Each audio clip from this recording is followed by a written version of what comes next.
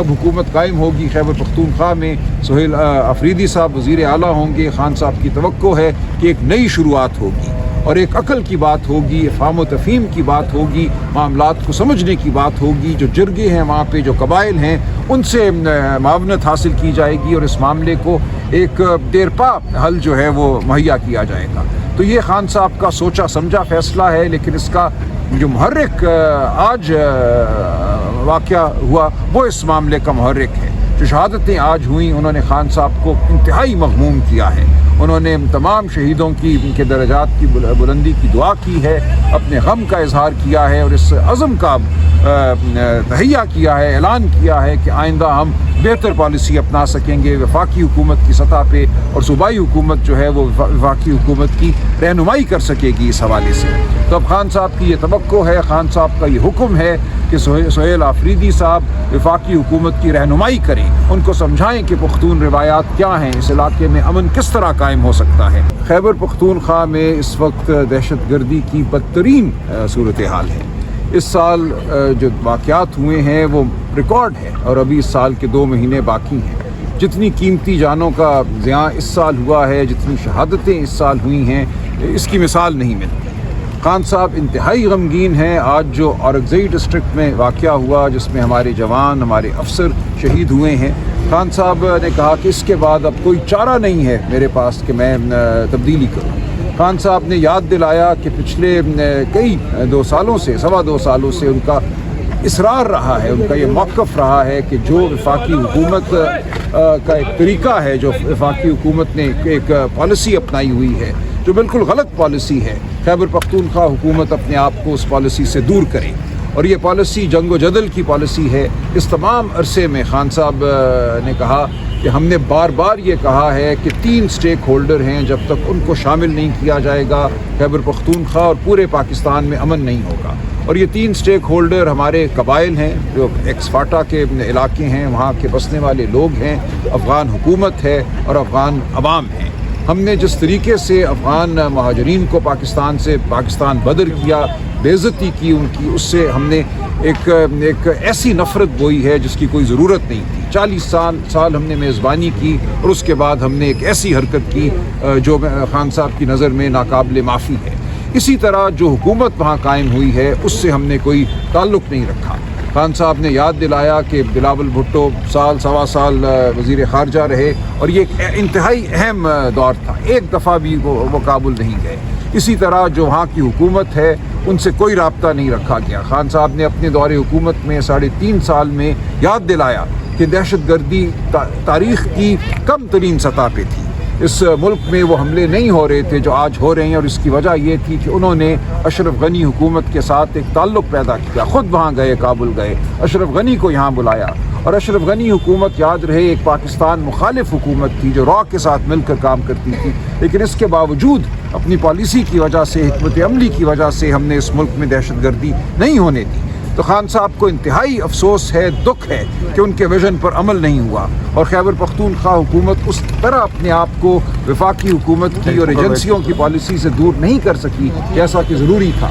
یہ ایک ناقابل اندیش پالیسی ہے کہ بم مارو، گولہ مارو، ڈرون چلاؤ، یہ ایک ایسا ایک گرداب ہے، ایک سائیکل ہے کہ آج ہماری شہادتیں ہوئی ہیں، ہمارے جوان شہید ہوئے ہیں، اس کا ایک رد عمل یقیناً ہماری فورسز کی جانب سے آئے گا، اس کے نتیجے میں یہ عمل چلتا جائے گا، وہاں سے پھر کوئی رد عمل آئے گا۔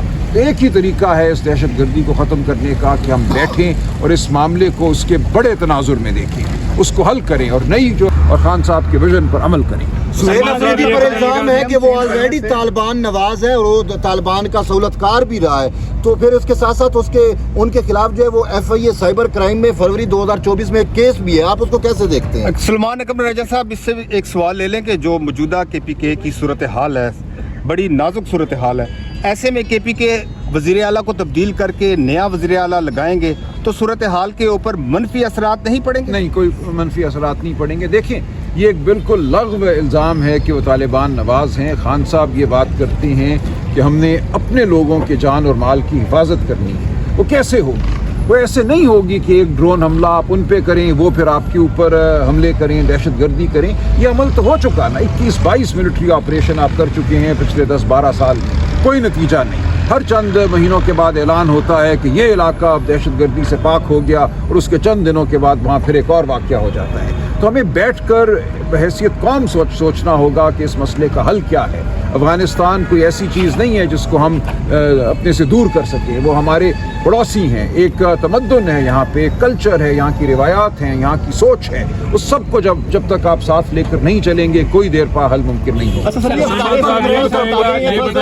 میں ان کے خلاف کیس ہے, وہ کوئی رکاوٹ تو نہیں ہے گا لیگلی؟ اگر بتا دیں ایف آئی اے میں 2025 میں. نہیں ایسی کوئی بات نہیں ہے. سلمان صاحب یہ سائفر والا مقدمہ پہلے ہی ڈھیر ہو چکا ہے, اس کا اس معاملے سے کوئی تعلق. سلمان صاحب یہ بتائیے گا کہ دہشت گردی تو ایک مسئلہ ہے نا ملک کے لیے, اور یہ صرف کے پی میں نہیں ہو رہا, بلوچستان میں بھی ہو رہا ہے, دیگر جگہوں پہ بھی ہو رہا ہے. ہر جگہ اور سوال ہے افغانستان سے دہشت گردی تو ہو رہی ہے اور اس سے متعلق قومی سطح پہ پالیسیز بن رہی ہے. اب آپ کا نیا وزیر اعلیٰ آ گیا, اس نے بھی ظاہر ہے وفاقی حکومت سے کمپرومائز کرنا ہے یا کوآپریٹ کرنا ہے یا کوآرڈینیٹ کرنا ہے, تو اس سے کیا فرق پڑے گا وزیر اعلیٰ ہٹانے سے؟ دیکھیں ایک تاثر پیدا ہو گیا تھا کہ ہماری جو صوبائی حکومت ہے وہ غلط وفاقی پالیسیوں کی مددگار ہے.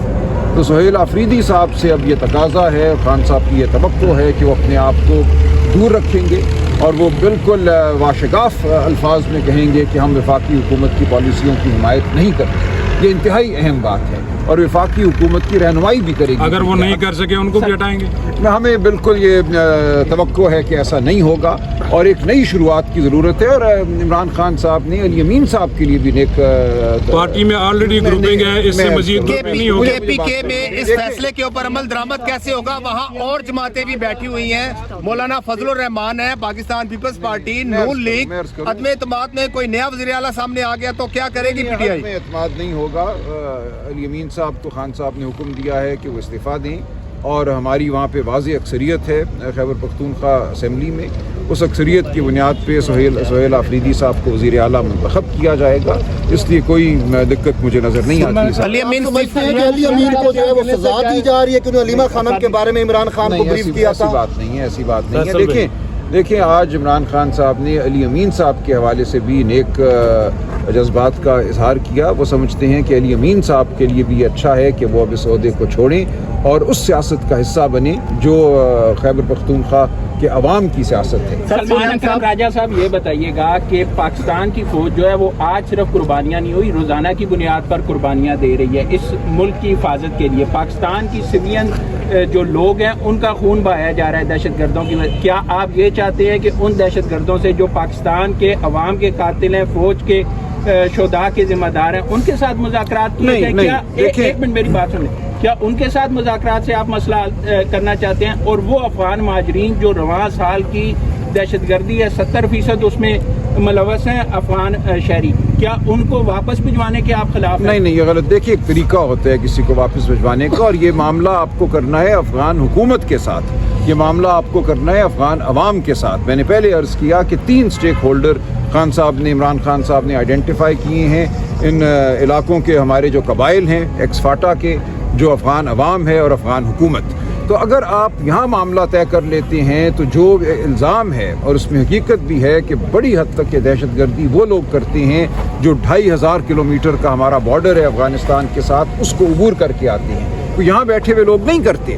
یہ خود آپ کی وفاقی حکومت کا یہ الزام ہے کہ وہاں سے لوگ یہاں آتے ہیں اور آپ افغان حکومت کو مورد الزام ٹھہراتے ہیں.